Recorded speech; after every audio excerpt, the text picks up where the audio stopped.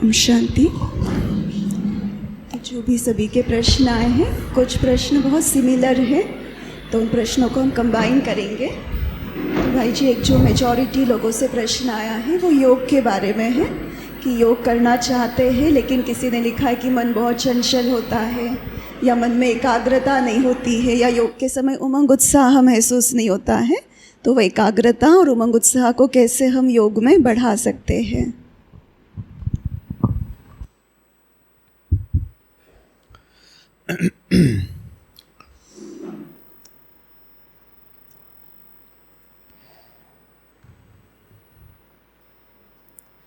Learning की psychology को समझना पड़ेगा।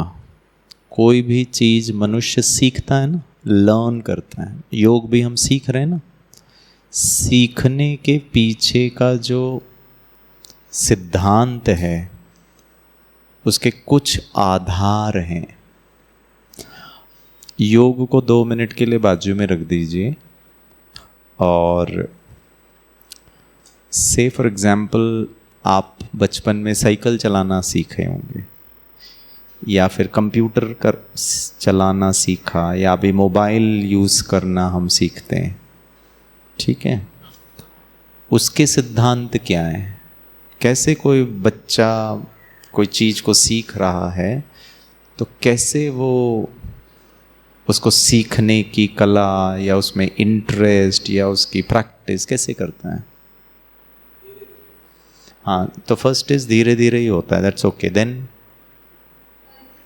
ऐसे तो नहीं होगा ये डे 1 में आप साइकिल के ऊपर बैठे सीट में और साइकिल चलाना शुरू कर दे, दैट्स नॉट पॉसिबल। हाँ जी, गलतियाँ, अच्छा, और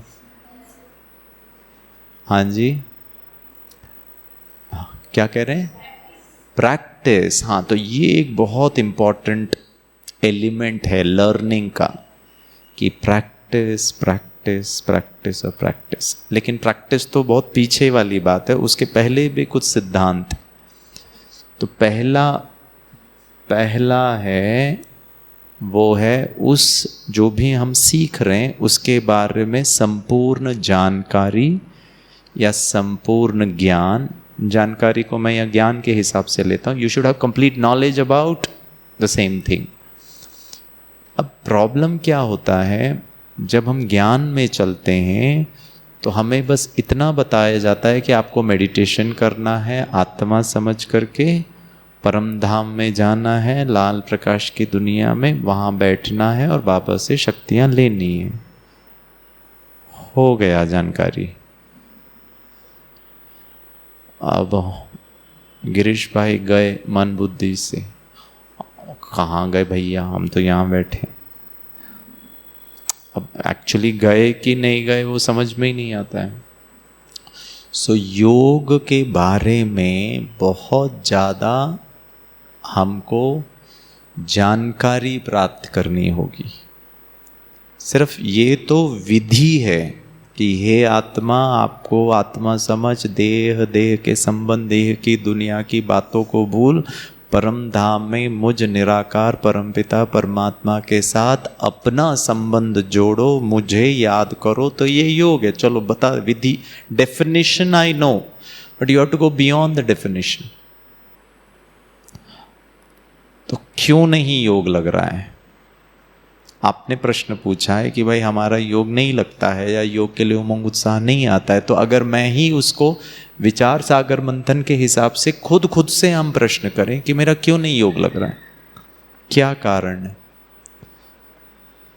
अच्छा, ज्ञान की कमी। क्या है ज्ञान? मुरली।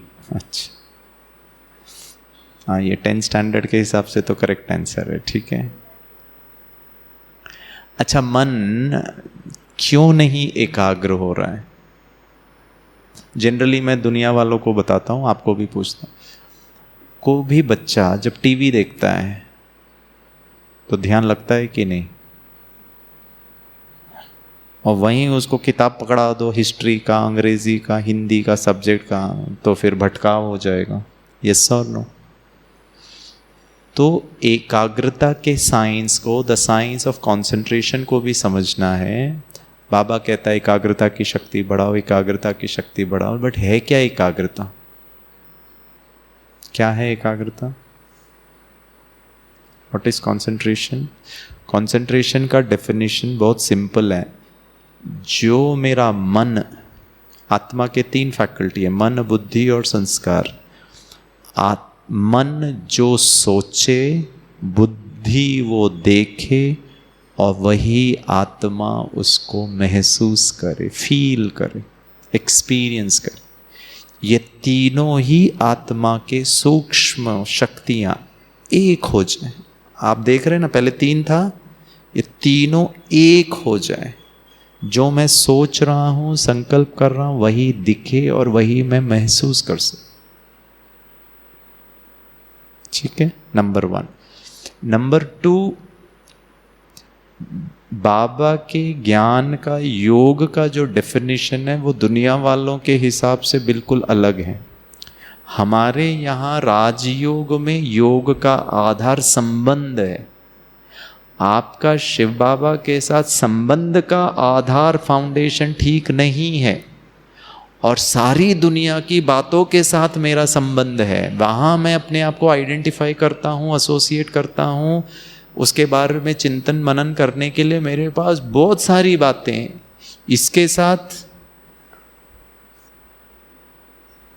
ना मेरे पास बातें हैं, ना मेरे पास भावनाएं हैं, ना मेरे पास वो सब नहीं है, तो मैं क्या बात करूं शिव बाबा?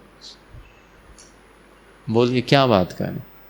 वो तो तब होगा ना जब आप उसको मानोगे कि हाँ तू मेरा है, ये है। और आज मैं इस संबंध के आधार से आपके साथ शुरुआत करता हूँ, रूह रियान से, बातों से। अब आपकी कोई सहेली है, आपने देखा होगा घंटों बात चालू रहती। हे भगवान, क्या है इतना बात करने के लिए तेरे पास? कुछ तो भी चालू है। छोटी सी छोटी बात, मोटी सी मोटी बात, सब चालू है। बातें ही करते हैं कि नहीं? अब शिव बाबा के साथ योग का सिंपल डेफिनेशन है, शिव बाबा के साथ बात करो। आप अपने फ्रेंड के साथ, सहेली के साथ बात कर रहे हैं और आपका सारा ध्यान कहीं और है, तो आपकी फ्रेंड पता है कि तेरा ध्यान कहाँ है, तू मुझसे ही बात कर रही है ना। और अगर आपका ध्यान नहीं है तो फिर आपकी फ्रेंड बोलेगी जा, मेरे को नहीं बात करना तेरे से, तेरा जब मूड होगा ना तब आना, पता नहीं तू क्या सोच रही है। आपके साथ मैं बात करूं और आप मुझसे बात कर रहे हैं, आप बोल रहे हैं, पूछ रहे हैं, और मैं मोबाइल में लगा हूं, आपको मन करेगा बात करने का? आप बोलेंगे सामने वाले का अटेंशन ही नहीं है मेरे पास। अब प्रश्न ये उठता है कि मुझे अगर शिव बाबा के साथ उमंग उत्साह के साथ याद करना है तो मेरे पास क्या है बात करने के लिए? बोलिए, है कुछ बात करने के लिए? और अगर नहीं है तो फिर प्रॉब्लम है। आपके लाइफ में कुछ ऊपर नीचे बातें हैं, सबसे पहले मैं मम्मी को सुना दूं, पापा को सुना दूं, साथी को सुना दूं, और बाबा। और इसका अर्थ ये नहीं है कि आप हमेशा कंप्लेंट वाली ही बात करें। आप अपने फ्रेंड को हमेशा कंप्लेंट, रोना धोना वाला ही बात करोगे ना, तो एक हफ्ते के बाद वो बोलेगी मेरे को ना बहुत ज़रूरी काम है, तू किसी और को सुना। मैं अरे पक गई हूँ भैया सुन सुन के, कुछ और अच्छी भी तो बात कर, प्यार की भी तो बात कर, उमंग उत्साह की तो। So the challenge is, do I have enough to talk? Do I have enough to share? Do I have enough to speak? आपका किसी के साथ संबंध बहुत घनिष्ठ है, उसका अर्थ क्या है? संकल्प में, बोल में और कर्म में मेरा इनके साथ बहुत अच्छी संबंध है। मतलब क्या? इसका मतलब छोटी सी छोटी बात, बड़ी से बड़ी बात, आप जब तक उसको बताओगे नहीं ना, शांति नहीं मिलेगी। अच्छा, आप घूमने गए माउंट आबू, ठीक है, ज्ञान सरोवर में पहाड़ के ऊपर आपने सेल्फी खींचा, किसको सबसे पहले भेजोगे? उसको ही भेजोगे जो उस वक्त सबसे ज्यादा इसको तो भेजूंगी, अच्छा लगेगा, उसको मजा आएगा। You have a relationship. Girish भाई को तो नहीं भेजोगे। गिरीश भाई को नहीं भेजोगे, आपके जो सबसे क्लोजेस्ट होंगे ना, मित्र होंगे ना, फ्रेंड होंगे, भले लौकिक में हो अलौकिक, उसको भेजोगे। ये सर नो, हाँ या ना?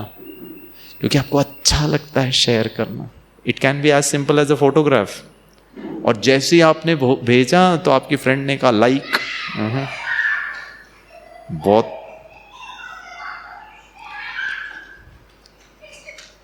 और वो वहां से लिखेगी कितनी अच्छी फोटो भेजी रे तूने। और जैसे ही उसने कहा अच्छी फोटो, तो आपने पीछे 2-4 और भी भेज दी। अब ये लेन देन है ना, अच्छाई, एक दूसरे को अप्रिशिएट कर रहे हैं और संबंध और घनिष्ठ होता जा रहा। अब बताइए, ये फ्रेंड को हटाकर उसके स्थान पर मैं शिव बाबा को नहीं बिठा सकता हूं? तो क्या वो मेरे कर्म योग में है? योग, अगर आप ये पूछ रहे हो कि बैठ करके, एकांत में बैठ करके योगाभ्यास के दौरान मन इधर उधर जा रहा है, तो उसका मुख्य कारण है बाकी जो 23 घंटे हैं उस वक्त मेरे मन, बुद्धि और संस्कारों में कौन ज़्यादा, यहाँ कौन ज़्यादा स्थान बनाकर बैठा है? कारोबार है, जिम्मेवारी है, घर परिवार है, लौकिक है, बातें हैं, या उन सब में आपको शिव बाबा को आपने जबरदस्ती इंक्लूड किया है? छोटी सी छोटी बात शिव बाबा के साथ शेयर करो। अब यहां से हम गए, बोलो शिव बाबा थैंक यू, आज की बट्टी बहुत अच्छी थी, थैंक यू। कुछ हुआ नहीं हुआ, लेकिन हमको संबंध और शक्ति और इसके बारे में पता चला जो मुझे नहीं पता था। I heard something new, thank you Shiv Baba. Thank you Girish भाई नहीं, थैंक यू अपूर्वा दीदी नहीं, वो तो कर दीजिए आपको करना है तो, लेकिन इसको नहीं भूलिए उस वक्त। अब आपने इंसान और देहधारी के पहले आपने बाबा, छोटी सी छोटी बात, सिर्फ भोग लगाना ही शिव बाबा को नहीं, हर चीज में शिव बाबा को इंक्लूड कर। उठिए तो शिव बाबा, सोइए तो शिव बाबा, खाइए तो शिव बाबा, घूमने जाइए तो, हर चीज में आप उसको रिलेट करो। The more Shiv Baba is a part of your life, वो मेरे जीवन का बहुत इंपॉर्टेंट पर्सनालिटी है। फोटो खींचूंगा भी तो पहले उसको सोचूंगा शिव बाबा को पसंद आएगा, भेजता हूँ शिव बाबा मैंने फोटो खींचा, मैं मधुबन में हूँ, बोलो तो सही।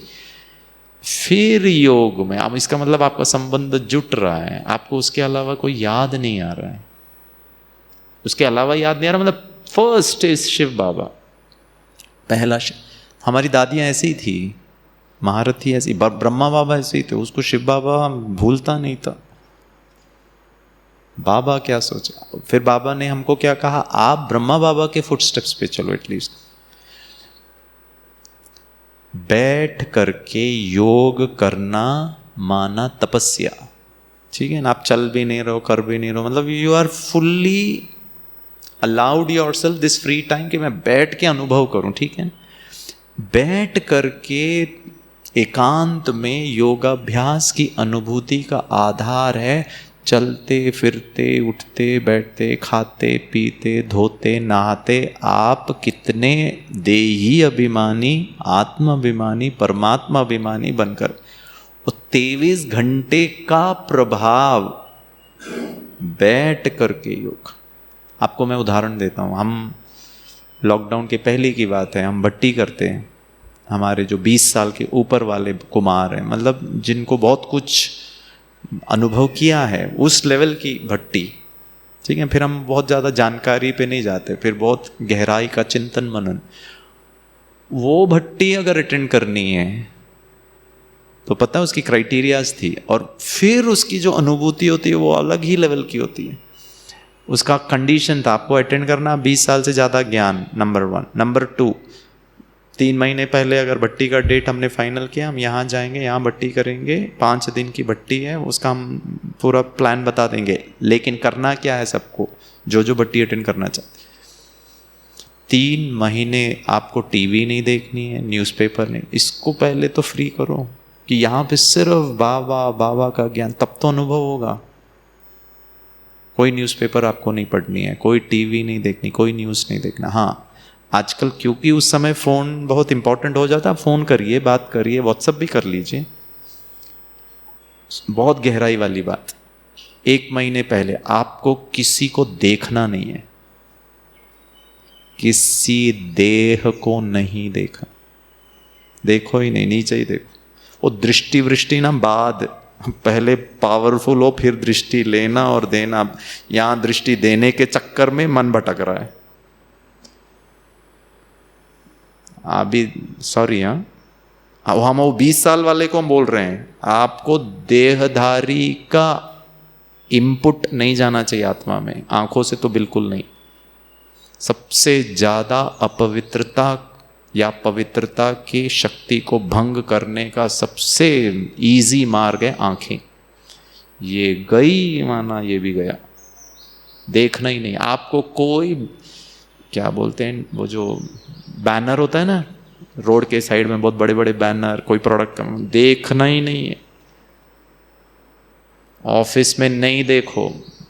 हाँ बहुत ज़्यादा कोई बोल रहे भाई आपको देखो तो भले देख लो, नीचे मेरे को देखना ही नहीं है 1 महीना। कोई देहधारी संकल्प सबकॉन्शियस माइंड में भी आना नहीं। तब बाबा के साथ यहाँ काटो तो सही, यहाँ भी दोनों, फिर यहाँ लगाओ, यहाँ मिटाओ, यहाँ लगाओ, यही करते रहो 1 घंटे के योग में, और फिर बोलो मेरा योग ही नहीं लग रहा। कहाँ जोड़ के रखा है? चलो मेरे को किसी से कुछ लेना देना नहीं है, ठीक है, मेरा कोई नहीं है, मेरा तो एक शिव बाबा है, बट कॉन्शियसली हम किसको देख रहे हैं? देखना ही नहीं। मुरली सुबह शाम को, रात को सोने के पहले, बाबा ने ऐसा क्यों कहा, बाबा ने ऐसा क्यों कहा, बाबा ये क्यों कह रहा है, उस पर बहुत डीप में चिंतन करो।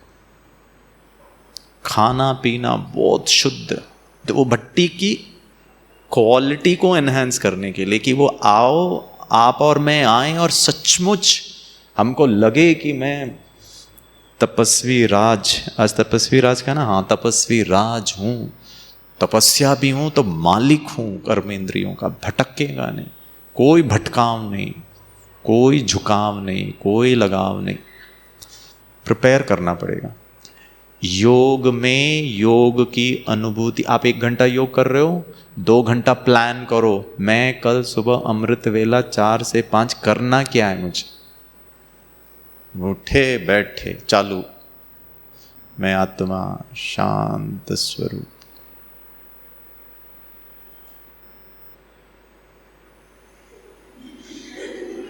आपको सब पता है।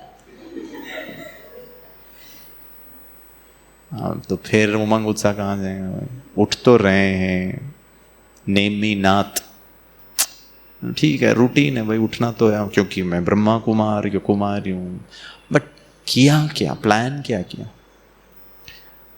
तो छोटे छोटे डिसाइड करो, 4, 5, 4, 10, 4, 15, 4, 20, 4, 25 करूँगा क्या मैं, ये कुछ तो करिए ना, और इसी का प्रैक्टिस करिए। संबंध जोड़िए बाबा से, स्नेह का 5 स्वरूप का अभ्यास करिए। तो बाबा के साथ आपका क्या रिलेशन? दुनिया में ना संबंध के आधार पर कोई योगी नहीं है। उनका संबंध श्वास चढ़ाओ उतराओ वहीं तक है, या फिर भक्ति में मंत्र जाप कर लो, भगवान की महिमा ही कर लो ना, विष्णु सहस्त्र नाम, आप ये हो, आप वो हो, आप वो हो। आत्मा को क्या से शक्ति मिले? एकाग्रता की शक्ति बढ़ रही है, दैट्स फाइन। कहाँ सम, और हमारे योग में तो भगवान बहुत इंपॉर्टेंट रोल है, और सिर्फ मैं नहीं लगा रहा हूँ, वो भी रिस्पॉन्ड कर रहा है, वो भी बातें कर रहा है, उससे शक्तियाँ मुझे मिल रही है, वो भी आपको प्यार कर रहा है, उसको तो अनुभव करो, और फिर देखो, फिर राजयोगी हैं हम, ठीक है। This is one. दूसरा जो चैलेंज आता है वो है एकाग्रता। जो कहा एकाग्रता भी ऐसे ही है, सारे दिन 0 एकाग्रता, और सडनली योग में एकाग्रता की पावर बढ़ जाए, नहीं हो सकता। सारा दिन आप पढ़ाई नहीं करो, एग्जाम के 1 घंटे पहले पढ़ाई कर लो, क्या होगा रिजल्ट? तो थोड़ा थोड़ा थोड़ा थोड़ा हमेशा पढ़ेंगे तो एग्जाम में इतना प्रेशर नहीं आएगा। तो प्रश्न ये है कि सारा दिन हम एकाग्रता पूर्वक हर चीज कर रहे हैं, तो एकाग्रता का पावर बढ़ते बढ़ते वही एकाग्रता, खाने के टाइम भी एकाग्रता, पानी पीते समय भी एकाग्रता, बात करते समय भी एकाग्रता, हर कर्म में एकाग्रता, तो योग में एकाग्रता सहज हो जाएगा। बस अंतर इतना है, खाने पर आप ध्यान नहीं लगा रहे हो, आप शिव बाबा पर बात कर रहे हो, वहां भी लग जाए। एकाग्रता इज अ वेरी कॉमन शक्ति। तो से फॉर एग्जाम्पल आप भोजन कर रहे हो, गिरीश भाई ने शायद 2018-2017 काफी लंबे समय तक मैंने डिसीजन किया था खाना खाने के टाइम पर मैं बात नहीं कर रहा हूं। मैं करता नहीं था, मैं सेंटर को बोल देता था मैं खाना के टाइम पे किसी से नहीं मिलूंगा। फिर लेकिन VIPs होते हैं, फिर बहनें बोलती गिरीश भाई यही तो टाइम है, खाने पे उनको निमंत्रण दे रहे हैं, अब वो खा रहा हूँ मैं भी खा रहा हूँ और मैं चुप। वो बोलेगा कैसे ओम शांति वाले बात भी नहीं करते, तो फिर बात करना पड़ता है। अब हम तो फिर भोजन करते समय हमारा बहुत सारा डिस्ट्रैक्शन। तो आप देखो कि जिसको वेस्ट में माइंडफुलनेस कहते। आपको एक छोटा सा दृश्य बताता हूँ, ठीक है। से फॉर एग्जांपल मैं अपने डॉगी को लेकर के सुबह मॉर्निंग वॉक पे जा रहा हूँ, ठीक है। रास्ते पे यही मगरपट्टा बड़ा सा रास्ता है, बहुत अच्छे पेड़ हैं, यहाँ पे वो फाउंटेन है, लोग जा रहे हैं, ठीक है। ये दृश्य है, हम दोनों चल के जा रहे हैं, ठीक है। तो गिरीश भाई कुछ सोच रहा है और ये डॉगी भी कुछ सोच रहा है। माइंडफुलनेस का एग्जाम्पल बताते। डॉगी को वो पेड़ नजर आ रहा है, फाउंटेन नजर आ रहा है, लोग नजर आ रहे हैं। गिरीश भाई को ऑफिस भी नजर आ रहा है, मुरली क्लास के लिए लेट हो रहा हूँ 6:55। अब ये सब नहीं दिख रहा है। आप चल रहे हो, सुबह का प्रकृति का सौंदर्य, सुबह का वो सब मेरे जहन पे नहीं जा रहा, मैं कोई और ही सोच रहा हूं। तो शायद हम खाना खाते समय भी कुछ और ही सोच रहे हैं। हर कर्म में हमारा मन कहीं और ही है, और फिर योग में हमारा मन कहीं और ना जाए। अब ये नहीं हो सकता है। तो 23 घंटा क्या प्रैक्टिस किया, करो कुछ, सोचो कुछ, देखो कुछ, हर समय यही करते रहो। लेकिन योगाभ्यास में परम धाम भी दिखना चाहिए, शिव बाबा भी दिखना चाहिए। और हम तो बोल रहे हैं लाल प्रकाश की दुनिया। कहाँ है भैया लाल? लाल तो दिख ही नहीं रहा। अब हम बहुत डायलॉग ही बोल रहे हैं। थर्ड, जब हम गलत कर रहे हैं, जानकारी नहीं है, और जब गलत करते, विधि से सिद्धि, विधि प्रमाण योग, हम विधि हमको पता नहीं, हम जैसा भी पता है वैसा कर रहे हैं क्योंकि सब कर रहे हैं, और फिर जब प्राप्ति नहीं है तो इंटरेस्ट खत्म। अब आप 6 महीने तक साइकिल चला रहे हो, पप्पा पकड़ कर दौड़ा रहे हैं, आप उनको दौड़ा रहे हो, और जैसे ही पप्पा छोड़ें तो आप ऐसे ऐसे हो रहे हो। पापा भी थक जाएंगे और आप भी थक जाओ, बोले छोड़ो पप्पा ड्राइविंग स्कूल में भर्ती करा दो, सीधे 4 व्हीलर। 4 व्हीलर में बैलेंस तो नहीं करना पड़ता, आपका इंटरेस्ट ही। पापा बोलेंगे नहीं बेटा, और मैं तुमको सिखा के रहूँगा। आप बोलेंगे नहीं करना, मुझे बोर हो गया मुझे, क्योंकि रिजल्ट तो कुछ आ ही नहीं रहा ना, प्राप्ति तो कुछ हो ही नहीं रहा ना, अनुभव तो कुछ हो ही नहीं रहा ना, संस्कारों में परिवर्तन तो हो ही नहीं रहा ना योग से। आत्मा का भारीपन, योग लगेगा प्रॉपरली, विकर्म विनाश होंगे तो आत्मा हल्का होगा। जितना हल्का होगा उतना खुशी रहेगी। खुशी, उमंग, उत्साह नहीं अनुभव हो रहा है तो फिर मुरली सुन लो, सेवा कर लो। योग 1 मिनट 2 मिनट सारा दिन में, ओम शांति बाबा, मैं आत्मा शांत स्वरूप, शांति की किरणें आ रही है बाबा, थैंक यू। आज का दिन मेरा बहुत अच्छा है, सेवा करने जा रही हूँ, टेक केयर तू टेक केयर। हमारा योग फिनिश।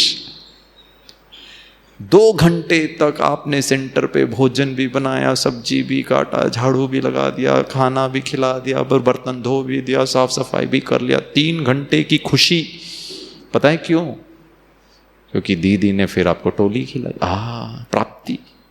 दीदी ने आपको बोला आप तो बहुत अच्छे, खुद को भी खुशी हुई, you engaged yourself, you felt you have contributed something. But योग बर्तन धोना तो आया ना, या फिर सीखा ना। योग सीखा नहीं, योग सीखना पड़ेगा। निकालो हर मुरली, ढूंढो बाबा ने योग में क्या कहा, एकाग्रता के लिए क्या कहा है। इनको परेशान करो, सॉरी है, इनसे पूछो आप, दीदी मेरा तो योग लग नहीं रहा, बताओ क्या करूं। जब मैं स्टार्टिंग में ज्ञान में आया था ना, मैंने तो बहुत बहनों को बोला, दीदी आप तो कर रहे हो, मेरा नहीं लग रहा है भाई, मेरे को कोई लाल नहीं दिख रहा है। आप बोलते हो लाल प्रकाश की दुनिया, मुझे तो सब काला काला नजर आ रहा। Practice practice practice. इनको हो सकता है, मुझे क्यों नहीं हो रहा है, कुछ तो प्रॉब्लम है। तो ये ऐसा क्या दिनचर्या निभाते हैं जो, तो अब मैं क्या स्वमान का अभ्यास करूं, मेरा खाना पाना क्या है, मैं कब सोता हूं, कब उठता हूं, किन बातों में उलझा हुआ, कौन सी बात मेरी सेंसिटिव, सब कंट्रीब्यूट करती है योग के लिए। ऐसा नहीं बस मुझे पता चल जाए आत्मा समझो, परमात्मा को याद करो और commentary soon low. It's your journey ना, आपका अपना एक हिसाब किताब है ना, आपका अपना एक स्वभाव संस्कार है ना। तो कौन सी चीज कंट्रीब्यूट कर रही है, कौन सा चीज विघ्न क्रिएट कर रहा है, किन बातों में मैं उलझा। अच्छा योग कर रहे हैं हम सब, हो सकता है गिरीश भाई मैं योग के टाइम पर मेरे को कोई दोहिधारी की बातें याद नहीं आती है, हो सकता है आपको ज्यादा आती है। हो सकता है आपके जीवन में ऐसे कोई व्यक्ति होंगे जिनके कारण आत्मा को बहुत दुख लगा होगा या हिसाब किताब हो। गिरीश भाई को योग में कोई देहधारी याद नहीं आता है, लेकिन सेवा के बारे में फुल टाइम याद आता है। आपको सेवा नहीं याद आती होगी, मुझे आता है, क्योंकि गिरीश भाई सेवा में बहुत इन्वॉल्व है। अच्छा मुझे ऐसा भी है, इसके बाद ये भी है, परसों वो भी है, वो प्रिपरेशन भी करना है, वो मेल भी भेजना, यही सब फालतू चालू है। मेरे को देहधारी नहीं याद आते, मेरा अपना एक दुनिया है, उस दुनिया में मेरे लिए सेवा बहुत इंपॉर्टेंट है। अब मैं प्रयास करूं कि मेरे योगाभ्यास में सेवा से संबंधित एक भी संकल्प नहीं आना चाहिए। आया स्टॉप, नो नॉट अलाउड, अभी नहीं, बाद में। तो सबका अपना अपना एक चैलेंजेस होता है। तो आपको देखना है कि मैं जब योग लगा रहा हूं बैठ करके, कहाँ मन जा रहा है, क्यों मन जा रहा है, क्या बाबा ने मुझे विधियां बताई है। सारा दिन किसी की बात, ऊपर नीचे की बात आप दिल पे ले रहे हो, ठीक है, बुरा लगा आपको, या बहुत आनंद आया, या बहुत स्नेह आया, या बहुत सम्मान आया, आइदर गुड और बैड, आपने सीधे उस देहधारी या उस बात को आपने सीधे दिल पे ले लिया, क्योंकि बहुत अच्छा था या बहुत डिफिकल्ट था या बहुत प्रॉब्लम वाला था। अब जब आप फ्री हो गए यहां से, गारंटीड है यही आएगा यहां पर। या तो जिस बात के लेकर आप बहुत दुखी हुए उस दिन, वही सबसे पहले आएगा, आपका मन वहीं जाएगा, उन्होंने ऐसा क्यों बोला। शिव बाबा बोलता हेलो मैं बैठा हूं सामने, तुमने अपॉइंटमेंट मेरे साथ ली और तुम उसको याद कर रहे हो। हाँ मैं आत्मा हूं, आप परमात्मा हैं, मैं परम धाम में हूं, लेकिन उन्होंने ऐसा क्यों। हेलो यू आर इन परम धाम, अब ये करना पड़ेगा, वापस लेकर आओ। अच्छा वहां क्यों जा रहा है मन, इसका मतलब आत्मा किसी बात को लेकर वहां पर अटैच्ड है, अभी भी फ्री नहीं हुआ हूं, वो बात को लेकर सेंसिटिव हूं, शक्तिशाली बनना पड़ेगा, स्वमान का अभ्यास करना पड़ेगा, वैसा दृष्टि वैसा एटीट्यूड के, मैं मास्टर सर्वशक्तिवान हूं, मैं शिव शक्ति हूं। ड्रामा बिंदी वो उनका रोल है, हिसाब किताब कहाँ कब लाएंगे ये सब बातें याद। सिर्फ मुरली सुनने में, लिखने में और रियल लाइफ में तो बाबा ने आज का प्रयोगी, प्रयोगी means what, you are using all the information to your advantage. क्या हमारा एडवांटेज होना चाहिए, योग में 1 सेकेंड भी, 2 मिनट के लिए योग करिए, 120 सेकेंड टक टक टक, इफ 1 टक इज 1 सेकेंड, 120 सेकेंड गिरीश आत्मा बाहर नहीं जाना। फिर भी गई, क्यों गई, आत्मा मालिक, आज भी बाबा ने शब्द यूज किया जो बाबा को पसंद नहीं, गुलाम। कौन से मालिक, स्वराज्य अधिकारी अभी, सो विश्व राज्य अधिकारी। हम विश्व राज्य अधिकारी छोड़ दो, भले सूक्ष्म में ही हम चेकिंग करें। इसका अभ्यास, check change, check change, check change, क्यों भटक रहा है, कहां पे जा रहा है मेरा मन। और इसी को कहते हैं पुरुषार्थ। पुरुष अपने अर्थ में टिकने का प्रयास कर रहा है, वो कोई भी भटकाव में एंगेज नहीं हो रहा है। जो करेगा ना वो पाएगा। डिफ़िकल्ट है, मेहनत है, बहुत प्रयास लगता है, खुशी नहीं होती है। शारीरिक तौर पर किसी का ऑपरेशन होता है ना, उसके बाद फिर फिजियोथेरेपिस्ट आकर आपको हिलाएगा, पाँव उठाओ, वो तो बोल देता पाँव उठाओ, अरे कितना दर्द हो रहा है सर, दर्द को पीना पड़ेगा। मुझे नहीं पता आपने कभी अनुभव किया, मैंने तो बहुत अनुभव किया सचमुच में। वो ऐसे ऐसे पोजीशन में खींचते हैं, ये करते हैं, मैंने अनुभव किया, आत्मा बस निकलते निकलते वापस आ गई। मैंने कहा भाई साहब छोड़ रहा था शरीर, कुछ तो उस रहम करो, वापस। और सचमुच इज रियल शेयर पेन। आपको एक अनुभव सुनाता हूँ, मैं दिल्ली में था, ORC में, पता है वो भाई मेरे को मेरे बैक में मसाज करता था। कैसे करता था बताऊं? और मजे की बात है मुझे दिख नहीं रहा था वो कर कैसे रहा है। और लकीली मैं एक दिन ऐसे देखा तो यहाँ मिरर था, और जब मैंने देखा ये ऐसे कर रहा है, ये होता ना फिजियोथेरेपी बेड में चढ़ के ऐसे दबा रहे हैं। मैंने कहा भाई साहब क्या मैंने आपके साथ किया जो आप मेरे साथ ऐसा कर रहे हो? बोला ठीक हो जाओगे। मैंने कहा अच्छा ठीक है करो। क्या कर सकते हैं बताओ? जब मुझे पता है मुझे ठीक होना है, मुझे और सेवा करनी है, मैं बैठूं 3 घंटे, मुझे तकलीफ नहीं होनी चाहिए, मैं ट्रैवल कर रहा हूं, उसके लिए ये अभी सहन कर लो। ऐसे ही योग में नहीं लग रहा है ना, लगाओ। दुख होगा, तकलीफ होगी, मन कितना करें, चल छोड़, कुछ और कर लो जिसमें खुशी है। अब आप फिर सेवा करोगे, बातें करोगे, सुनोगे, आप है ना इजी काम दे रहे हो मन को। मन को डिपेंडेंट बना, इंडिपेंडेंट नहीं बना रहे। कहीं ना कहीं मन किसी का सपोर्ट ले रहा है। कमेंट्री भी सपोर्ट है, म्यूजिक भी सपोर्ट है, गीत भी सपोर्ट है। प्लीज लीजिए, अगर वो आपको हेल्प कर रहा है, एड कर रहा है, लेकिन उस पर निर्भरता अगर आ रही है तो फिर प्रॉब्लम। जिस दिन गीत कमेंट्री नहीं है, जिस दिन बाबा का चित्र नहीं है, जिस दिन लाल लाइट नहीं है, जिस दिन वातावरण नहीं, आप वातावरण बनाते हो या वातावरण? आप मधुबन में जाइए, पांडव भवन में, मैंने अनुभव किया है, ऐसे योग लगता है। और जैसे ही हम ट्रेन पकड़कर बोरीवली एंटर कर रहे हैं, गया, घर पहुंचे, ऑफिस पहुंचे, खाना भी बना। कहाँ गई स्थिति? आप घर में रहते हैं, आप पांडव भवन को घर में बनाइए ना। पांडव भवन का बाबा का कमरा इतना पावरफुल कैसे बना? हर आत्मा वहां जाके योग करता है, योग करता है। बाबा ने, दादियों ने योग किया वहां। आप और मैं योग से वातावरण बना।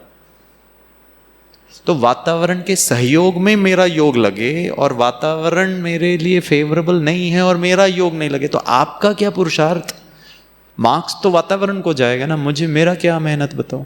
कैसे भी वातावरण में मेहनत है, इजी नहीं है। तो विधि, जानकारी, समझ, विधि, अभ्यास, प्रयास और प्रैक्टिस। छोटे छोटे करो, एक अभ्यास, बहुत लंबा लंबा नहीं करो, 1-1 घंटा बस लग जाए, ठीक है, बहुत अच्छा आप कर सकते। बैठ के करो, चलते फिरते करो, हर प्रकार से सहज योग वरदान है। और हम सहज योगियों का योग नहीं लगे तो फिर किसका लगेगा? और हम कुमार और कुमारी इतने पवित्र, इतने शुद्ध, ये भी अपने आप में भाग्य की बात है। और हम शुद्ध आत्माओं का, हमको किसी से कुछ नहीं चाहिए, हमको किसी से कुछ लेना देना नहीं, हमको कहीं फंसना भी नहीं। हमने बहुत क्लियर लगा लिया है, यही जीवन सबसे श्रेष्ठ जीवन है, एकदम टेंशन फ्री जीवन, सब क्लियर है। फिर योग नहीं लग रहा है, हमारा योग ना लगे, फिर दूसरे जो उलझे हुए उनका क्या हाल होगा बताओ। योगी जीवन बहुत इंपॉर्टेंट है, ठीक है। प्रैक्टिस करनी पड़ेगी। या Thank you. उत्तर मिला? हाँ, कभी कभी सब सुनाने के बाद भी बोलते भाई जी योग कैसे लगाना है, तो फिर हमें बड़ा आनंद की अनुभूति होती है। हुआ है ऐसे 2-4 बार, इसीलिए बोल रहा हूँ। हाँ जी। दूसरा एक प्रश्न है भाई जी, वो कहते हैं कि जैसे हम प्रोजेक्ट में, हर प्रोजेक्ट के लिए डेडलाइंस होती हैं, टाइमलाइन होती है कि इतने टाइम में आपको ये करना है, लेकिन विनाश की कोई टाइमलाइन बाबा ने नहीं दी है, तो हम अपना फाइनेंशियल करियर और बाकी चीज़ों को लाइफ में कैसे प्लान करें?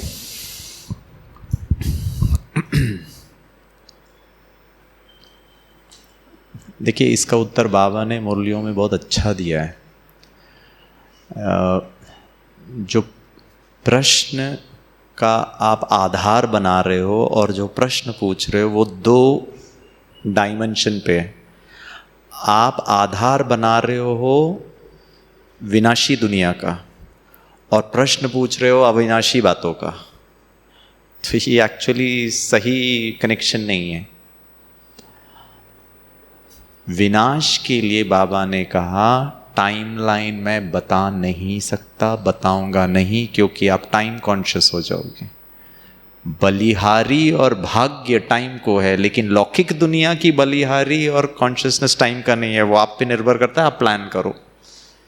तो जब भगवान ने अपने संपूर्ण ज्ञान में टाइम को आधार नहीं बनाया, क्यों? क्योंकि उस डायमेंशन में आपको अपना ही भरोसा नहीं। Everything is uncertain. गारंटी है कल तक जिंदा रहोगे? कौन सा टाइमलाइन की आप बात कर रहे हो? और ये डायमेंशन में गारंटी ना आपको है ना दुनिया में किसी को है। वो तो इस आशा से, इस भरोसे से, इस होप से रह रहे हैं कि अगले 50 साल तक मैं रिटायर हो जाऊंगा, तब तक इतना पैसा मेरी पत्नी के लिए, बच्चों के लिए, घर, शादी। वो रहोगे 50 साल तक, लेकिन फिर भी प्लान कर रहे हैं। क्यों? क्योंकि that is what they can do. बाबा ने, एंड वो व्यर्थ है फिर तो। अब हम और आप इतने इंटेलिजेंट होकर भगवान से पूछ रहे हैं भैया बता दो कितना है, नहीं तो व्यर्थ जाएगा। भगवान बोला वाह बच्चे, तू इतना स्मार्ट हो गया। लौकिक दुनिया में तुम इतना स्मार्ट नहीं बन सकते हो। की मेहनत, करोड़ रुपए कमाया कि रिटायरमेंट के बाद जीऊंगा, पता चलो दूसरे साल ही आत्मा ने शरीर छोड़ दिया, गया मेहनत। अब बाबा कहता है बच्चे, वो जो आपने व्यर्थ मेहनत की है ना, उसको सफल करो। और सफलता का आधार है अभी इस वक्त सफल करो, कल का भरोसा नहीं है। दुनिया में गिरीश भाई ने 1 करोड़ कमाया, 2 साल लगाया ये सोच करके कि 50 साल की उम्र में 2 करोड़ बैंक बैलेंस। 2 साल मैंने व्यर्थ गवाए पैसे कमाने में, तीसरे साल आत्मा ने शरीर छोड़ दिया। 2 साल व्यर्थ। अब बाबा कहता है बच्चे, स्पिरिचुअल डायमेंशन में you can not apply the same formula. आप उसको आधार बनाकर यहां प्रश्न नहीं पूछ सकते हो। दोनों का अंडरस्टैंडिंग ही डिफरेंट है। बाबा कहता है बच्चे, कभी भी कुछ भी होगा, अचानक,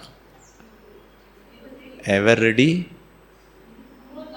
बहुत काल, बस इतना ही कर लो। आपके बहुत काल में ये पल, बहुत काल में दूसरा पल, बहुत काल में तीसरा पल, हो सकता है बहुत काल में चौथा पल में आत्मा शरीर छोड़ देगी। तो 3 पलों को तो सफल कर लो। कौन से हम विनाश के बारे में बात कर रहे हैं? So you don't worry about the विनाश ऑफ द होल वर्ल्ड। देखो आपके पास कितना समय है और हमारे पास कितना समय है पता नहीं। हमारे पास एक ही चीज पता है, ये पल का गारंटी कर लो। 5 साल के बाद का गारंटी का टाइमलाइन मेरे पास। और गिरीश भाई ने ऐसे ही जिया है। मैंने कुछ प्लान नहीं किया, सेवा का भी प्लान नहीं किया, भाषण करने का भी प्लान नहीं किया, मेरे को भाषण करना है वो भी नहीं प्लान किया, कुछ नहीं। जो तुम करवाओ वो मैं करनी। उसको मुझसे भाषण करने की सेवा करवानी है, उसके लिए अगर उसको मुझे लायक समझना है, उसने लायक समझा, वो लायक का आधार दिल साफ, नम्रचित, अथक। अगर ये सब गुण ही एक आत्मा को इस सेवा के लायक बनाता है, मुझे नहीं पता था। वो सब गुण जो बाबा मुरलियों में कहता, वो धारण करो, आपसे सेवा करवाएगा बाबा। अभी भी मुझे नहीं पता आगे क्या होगा। हाँ जी, आई एम 100%। कोरोना सब बाबा के ज्ञान को प्रत्यक्ष करने का। जो लोग पहले हल्के में समझते थे, ब्रह्मा कुमारी इसको समझते हैं, हाँ अभी ठीक है। कुछ बाबा के बच्चे भी जागृत हो गए। उन्होंने क्या विनाश विनाश, 1974 में भी कहा था विनाश, 2000 में भी कहा था विनाश, बहुत बार कहा विनाश, लग रहा है विनाश नजदीक है। बाबा ने सच कहा। आप सरेंडर हो जाओ, सबसे अच्छा। उसको डिसाइड करने दो ना आपका टाइमलाइन, उसको डिसाइड करने दो ना आपकी गारंटी। आप गारंटी करो और वो गारंटी करे, कौन अच्छा करेगा? आपकी जिम्मेवारी उसको दे दो। चिंता नहीं करो, ठीक है? आपको फिर भी कितना सेव करना है, कितना एफडी बनाना है, निमित्त टीचर बहन को पूछो, वो जो डायरेक्शन दे उस एफडी का इंटरेस्ट और भगवान के बैंक का इंटरेस्ट वो आप डिसाइड कर लो किस में ज़्यादा फायदा। आपको पता है भगवान के बैंक का इंटरेस्ट रेट कितना होता है? 1 का पदम। बैंक कितना देती है? 7%। 6, देख लो, 6 और पदम। हाँ जी भाई साहब, दुखी नहीं करो यार, कम से कम मैं 7 पे था, 6 पे था, ये तो 5 पे लेकर आए। अभी भी नहीं, 7 नहीं देता है। अच्छा 7 या 5 देगा, गारंटी नहीं है। संविधान में ना अनुच्छेद है, कल की डेट पे राष्ट्र रक्षा के लिए अगर सरकार को धन की आवश्यकता पड़ी तो वो आपको बिना पूछे लेगा और फिर बोल सकता है तुमको यहाँ रहना है ना तो राष्ट्र की सुरक्षा इंपॉर्टेंट था, तुम्हारा पैसा हमारा पैसा राष्ट्र का पैसा वैसे भी जाएगा। बाबा ने कहा ना, राजा लूट के जाएगा, राजा ही लूटेगा, चोर नहीं, दबी रहेगी। तो सफल करना है। इसका ये मतलब नहीं है कि you need not plan financially, वो भी करना है। आपकी वजह से आप यज्ञ पे निर्भर नहीं होना है, यज्ञ को सपोर्ट करना है, लेकिन बहुत ज़्यादा चिंता नहीं करनी है, बैलेंस रखना है। बाबा ने हमको वो भी श्रीमत दी, कितना परसेंटेज यज्ञ के लिए, कितना सेवा के लिए, कितना खुद के लिए, कितना लौकिक के लिए, कितना, हर एक चीज़ का ज्ञान दिया हुआ है, समर्पितों को ज्ञान दिया, अलग अलग है, उसका पूरा विधि है, दीदी आपको बताएंगे। So if you have any financial issues, आप बहनों को पूछो, दे विल गाइड।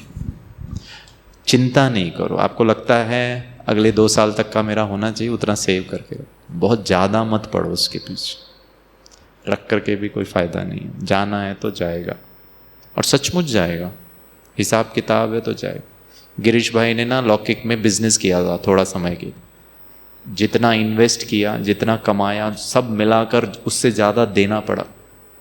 जिस पर हमने भरोसा किया उन्होंने ही। और एक चीज़ मुझे पता चला, गिरीश भाई के खून में बिजनेस करना दूर दूर तक नहीं दिखा। और पता आधार क्या था? क्योंकि नौकरी छोड़ दी थी, थोड़ा मैं सेवा भी करूँगा, धन से भी सेवा करूँगा, और भाषण करके वो हमने वैसे इंस्टीट्यूट खोला था ताकि हम बच्चों को सिखाएं, उससे भी मिलेगा उनको भी ज्ञान। ये सब आपकी सोच है, उसका प्लान कुछ और है। और सचमुच बहुत अच्छा अनुभव था मेरा। एक चीज़ मुझे पता, मेरे ना खून में ही नहीं है बिजनेस करना। एक तो पैसे मांगने में बड़ी तकलीफ होती थी क्योंकि मांगा ही नहीं ज़िंदगी में। अब कोई पेरेंट आ गए, नहीं हम गरीब हैं नहीं दे सकते, हाँ कोई बात। आपने प्लान किया था कि हम धन से सेवा, अब ये चक्कर में हमारी मुरली मिस हो रही, हमारा योग नहीं लग रहा, हम बाहर नहीं ट्रैवल कर सकते हैं। जिस दिन हमने उसको बंद किया ना, इतने हल्के हुए। तो हम कुछ और सोचते हैं, जैसा हम सोचे वैसा ही सफल हो ज़रूरी नहीं, उसमें बहुत विघ्न आएंगे। और वो विघ्नों को सामना करते हुए आप बैलेंस कर सकते हैं तो भले करो। मैंने तो कहा मेरे को नहीं करना है भाई, गलत हमने डिसीजन लिए। सीखा, हर मनुष्य सीखता है अपने अपने डिसीजन। ठीक है, चलो अगला प्रश्न है। वैसे आज की मुद्दे में इसका थोड़ा आंसर ऑलरेडी था, फिर भी जितना ज़्यादा पुरुषार्थ पर अटेंशन देते हैं उतना माया ज़्यादा अपनी ओर खींचती है, तो उसका उपाय क्या है? या तो पुरुषार्थ कम करो, या पुरुष या माया का सामना करो। आपका इक्वेशन ही अगर प्रॉब्लम है तो दो ही, या तो इधर काम करो या इधर काम करो। अगर आप चाहते ही नहीं हो कि माया आए तो पुरुषार्थ कम करो, क्योंकि लॉजिक आपका ये है कि ज़्यादा पुरुषार्थ है तो ज़्यादा माया है, ऐसे ही है ना। तो मतलब माफ़ी चाहता हूँ, इस प्रश्न का आधार ये है कि हम थक गए माया के साथ युद्ध करके। थकावट इस प्रश्न को जन्म दे रहा है। आने दो ना उसको, क्या प्रॉब्लम, आप अपना काम करो, माया को अपना काम करने। सामने वाला आप पे चिड़चिड़ चिड़चिड़ करता जा रहा है, करता जा रहा है, करता जा, और मैं शांत शांत शांत। सामने वाला चिड़चिड़ करने में नहीं थक रहा, मैं शांत रहने में थक रही हूं। कौन पावरफुल? वो सामने वाला मरते दम तक आपके साथ चिड़चिड़ करने की शक्ति है।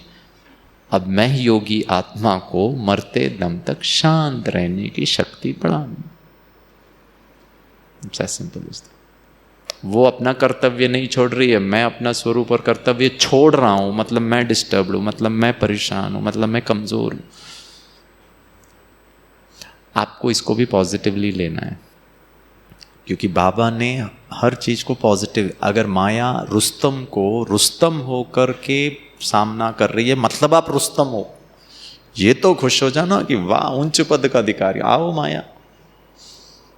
सो the moment you think you are Sachin Tendulkar, और अच्छा सोचो मैं महाराजा के भी सामने माया बार बार पेपर ले रही है। मैं महाराजा की क्वालिटी की आत्मा हूं। आप महाराजा की तरह सोचो। एक तरफ सोच रहे हो माया में जो बहुत परेशान कर रही है, लेकिन स्थिति महाराजा जैसे नहीं है, स्थिति फिर प्रजा जैसे है। और गिरीश भाई माया को हैंडल करे, पुरुषार्थ आप करो, ऐसे कैसे हो सकता है? प्रश्न आपका है ना कि हम क्या करें। तो गिरीश भाई माया को संभाले, आप पुरुषार्थ करते रहो, ऐसे नहीं हो सकता। हाँ भाई साहब, क्या चीज?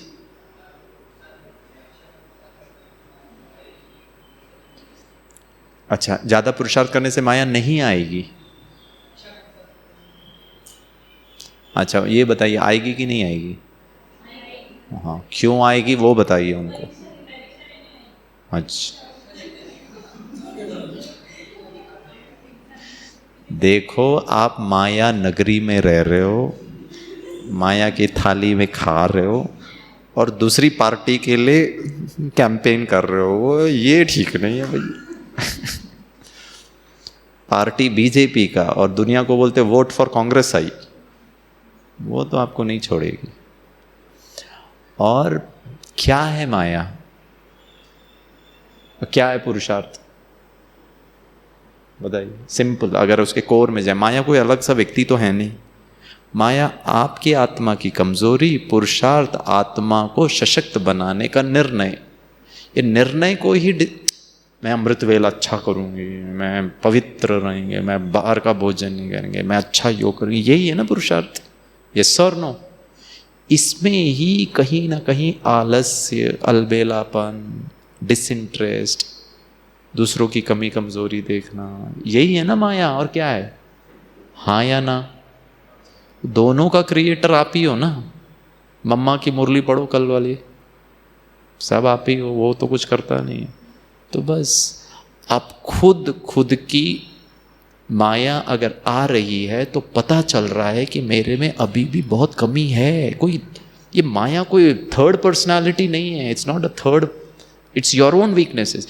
तो the more you put effort, the more you will realise कि स्टिल देयर आर चांसेस और scope for improvement. Is better ना? हाँ या ना?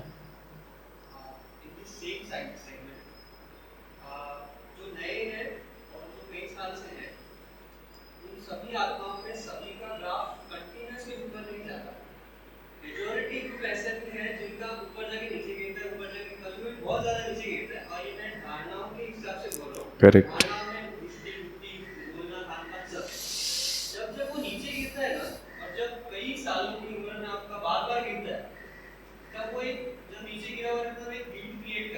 Correct. That said, that we are aware that we have that guilt of not being efficient on the path of dharana. वो accumulate होता जाता है, जिनकी जो 20 साल 15 साल जो भी आगे बढ़ेंगे, जो अभी काम है वो आगे कई साल होंगे, वो accumulated guilt है ना, demotivation भी create करता है। या इस cycle से कैसे बाहर निकलें? Which creates laziness in a person towards his own performance. इसको ना दूसरी भाषा में बाबा पता क्या कहता है, यही सजा है। सजा कोई ऐसे धर्मराज पूरी खुद भगवान का बनकर मैंने ये गलती की, उसका जो पश्चाताप है वही सजा है। अब आपको डिसाइड करना है पश्चाताप कॉन्शियसली अनुभव करना है या बिंदी लगाकर बाबा मुझसे ये गलती हुई, पत्र लिखा दिया, भूलिए। भूलना पड़ेगा। भूलने के लिए आपको सकारात्मक बातों में एंगेज करना पड़ेगा, और करते हुए भी मन वापस अरे मैंने ऐसे किया, बाबा ने मुरली में कहा बच्चे खान पान की शुद्धि नहीं रखोगे, सॉरी हाँ, तो आपका भविष्य ऐसे हो जाएगा। सोचो ये मेरे लिए नहीं कहा। If you want to come out of it, the more you relate to, बाबा ने मुरली में मान लो कहा कि आप पुरुषार्थ नहीं करोगे या आप ऐसे गलती करोगे, भगवान को नहीं बताओगे तो आपका पद कम हो जाएगा, आपका जो है बाबा जो कभी कभी कड़े शब्द यूज़ करता है। और अगर मैं उस समय अपने आप को उसके साथ आइडेंटिफाई कर रहा हूँ तो वही पुरानी बात अगर याद आ रही है, वो भी पश्चाताप, वो भी एक प्रकार की सजा है ना। ये मेरे लिए नहीं है। क्यों? क्योंकि बाबा ने उसी मुरली में आपके लिए बहुत सम्मान वाली भी बात है, आप तो राज ऋषि हो, वो नहीं रिलेट कर पा रहा है ये यार। हम ना बहुत सेलेक्टिव रिटेंशन, सेलेक्टिव अटेंशन, वो भी एक प्रकार की कमी है। पूरा मुरली में बाबा ने बहुत अच्छी बातें कही, लेकिन मान लीजिए मेरे में आलस्य है और बाबा ने कहा जो आलस्य और अलबेलापन रहेगा उसको ये सजा मिलेगी, मान लो वो सारा दिन याद रहेगा। तो आप क्या कर रहे हो? अच्छा याद ही करना है ना, तो बाकी सब भी तो याद करो ना, बाकी सब भी तो अपने मन बुद्धि के पटल पर लाओ। So that is little select, और वो हमारा अगर नेचर है तो फिर प्रॉब्लम है। जैसे बाकी अच्छी बातें भूले हो ना, तो इसको भी भूलो ना। अच्छा कल की मुरली में बाबा ने क्या वरदान दिया था?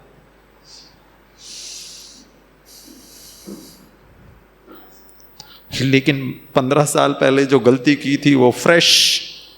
अब ये तो भाई आपकी महानता है, जो याद करना था और जो याद करने लायक नहीं है उसको कुरेद कुरेद को हर दिन रिफ्रेश करते जा रहे हैं। स्टॉप। बाबा ने कहा बिंदी लगाओ। बाबा ने कितने मुरलियों में, मैं आपको दिखा दूंगा बच्चे, आज तक जो हो गया ना हो गया। बिंदी आधा माफ बाबा करेगा, दिल से बोलो। और अब पुरुषार्थ, अब व्हाट इज पुरुषार्थ? सुख, शांति, आनंद, प्रेम, पवित्र, हर एक का सॉल्यूशन दिया। आज के बाद बिंदी हो गई मुझसे गलती जाने अनजाने में, और वो ठीक नहीं है। बाबा को मालूम है, मुझे पता है मैंने गलती की, फाइन, बाबा को पता है ना। अच्छा बच्चे अब बिंदी लगाओ, आगे बढ़ो, अब पुरुषार्थ। अब तो कमा लो ना भाग्य। गलती की इतना नुकसान, अब आप इतना भाग्य कमा लो। अभी टाइम है, संगम युग टाइम है हमारे पास। ठीक है, चलिए नेक्स्ट क्वेश्चन। ये प्रश्न है कि लेटर है?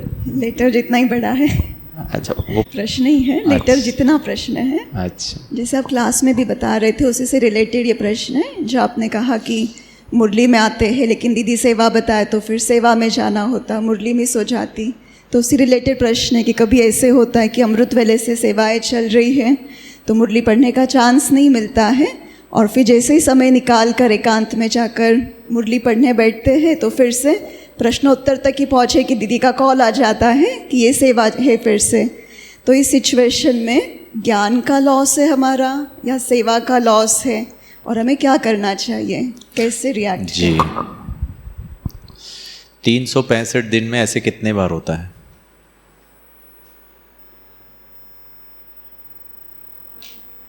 हाँ जी, हाँ, तो how many functions? 10 times 365 minus 20, 345. 345 का मुरली योग तपस्या से इतनी आत्मा को शक्तिशाली बना लो कि वो सेवा करते समय 20 दिन ही आपने अमृत वेला नहीं किया ना, क्योंकि सुबह उठ के कुछ सेवा कर रहे थे, गुड इनफ। वैसे कितनी मुरली मिस की है बिना सेवा के? उसका कोई अकाउंट ही नहीं। दीदी ने सेवा नहीं बोली थी, कोई प्रोग्राम था नहीं, कोई फंक्शन नहीं था, तो भी हम चारों खाने चित्त। आप बताओ ये कौन से कैटेगरी में जाएगा? मेरा कहने का भाव ये था सेवा करनी है, बट सेवा के प्रति इंटरेस्ट, सेवा के प्रति उमंग उत्साह एट द कॉस्ट ऑफ योग और धारणा एंड मुरली का, वो नहीं होना चाहिए। मेरा कहने का भाव ये नहीं था कि दीदी जो कर रहे हैं वो गलत है ना। उस समय ऐसी ज़रूरत है कि उनको हैंड्स की आवश्यकता है।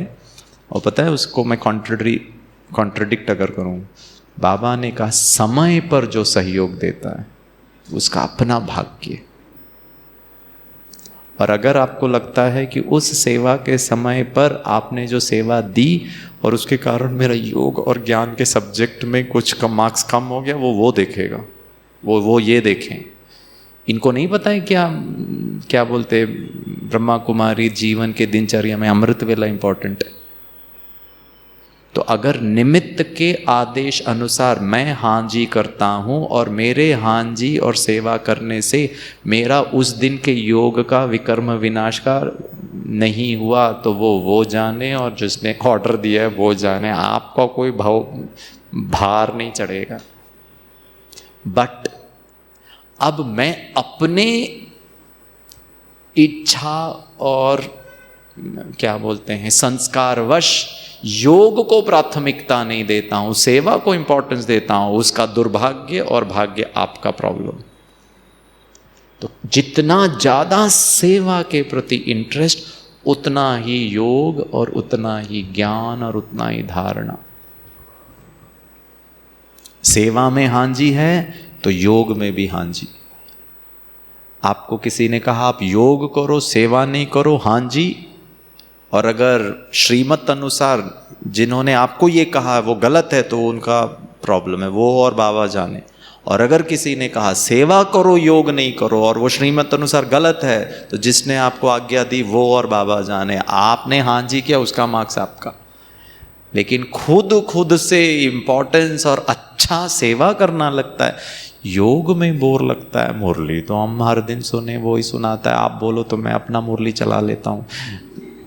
ये फिर आपका डिसीजन है, आपका क्या कहूँगा रिस्पॉन्स है, उसका भाग्य और दुर्भाग्य आपके सर पे, दीदी किसमें।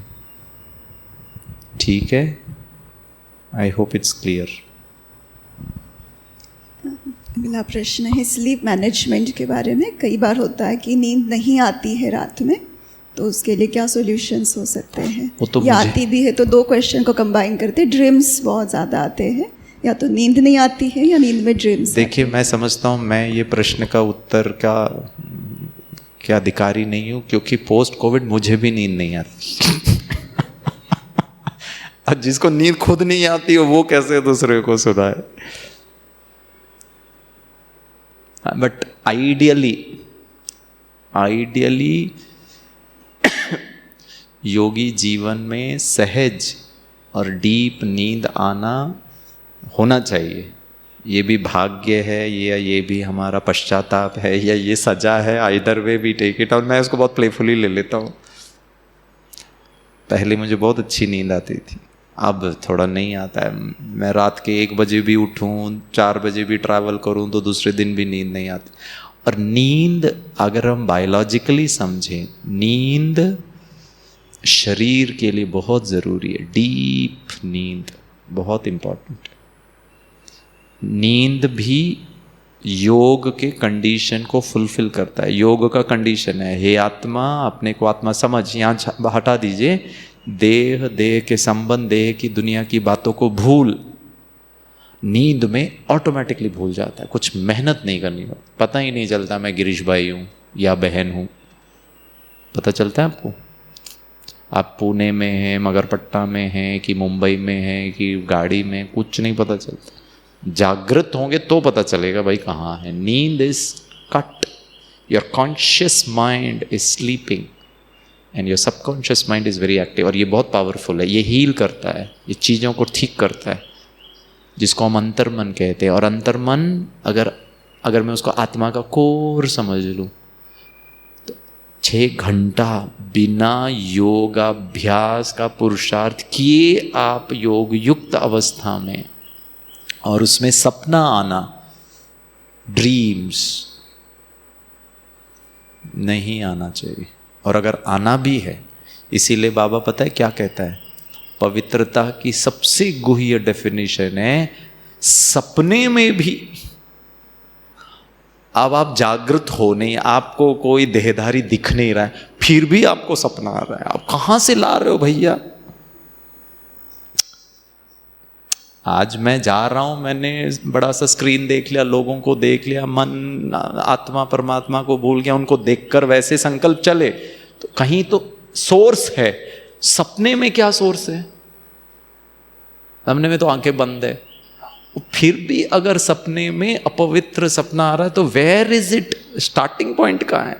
Then it is your subconscious mind, क्योंकि ये तो सोया हुआ है, तो जो सबकॉन्शियस, अब सबकॉन्शियस में 63 जन्म के अभी भी अपवित्रता के अगर अंश मात्र भी है और वो सपने में वृक्ष ले रहा है, तो फिर तो अभी तक फिर योगाभ्यास से मैंने उसको जलाया ही नहीं। बहुत मेहनत करने की जरूरत।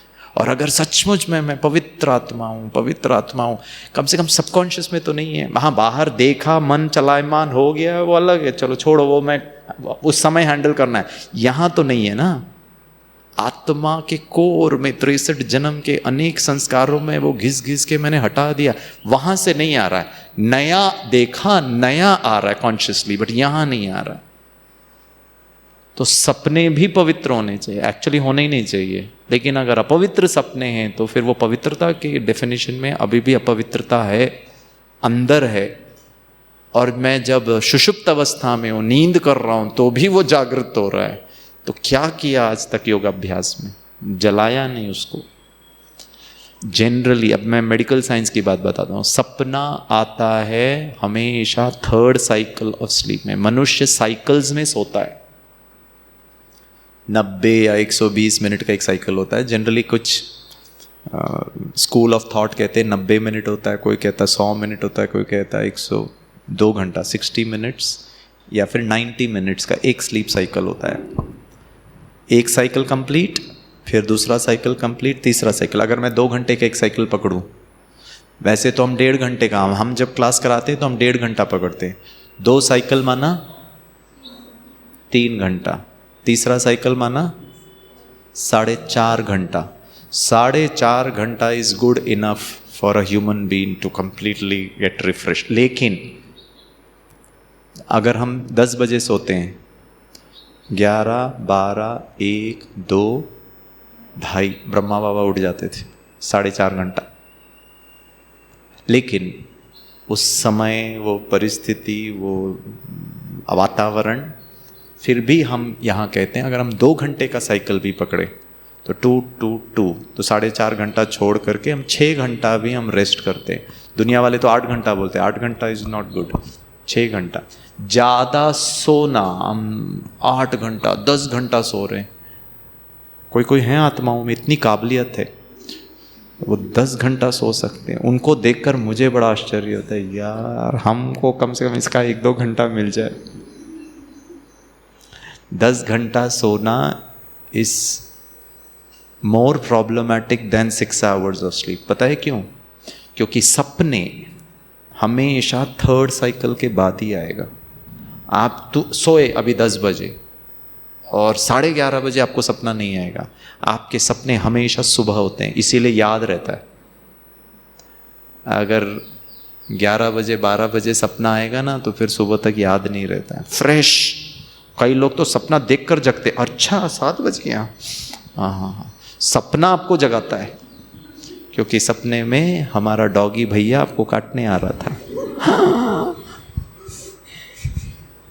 ठीक है भाई जी, इसमें भी प्रश्न आया है कि जैसे आपने कहा 3rd साइकिल के बाद सपने आते हैं, लेकिन लिखा है कि अगर रात में 12 बजे भी हम सोते हैं और रात में 2 बजे भी बहुत डरावने सपने से नींद खुल जाती है, तो वो तो 1st साइकिल ही होगा ना, 1st या 2nd। हाँ, तो इसका मतलब ये देखो, when I am speaking about 1st cycle, 2nd cycle, 3rd cycle, ideally 1st cycle में सबसे ज़्यादा डेल्टा वेव्स होता है।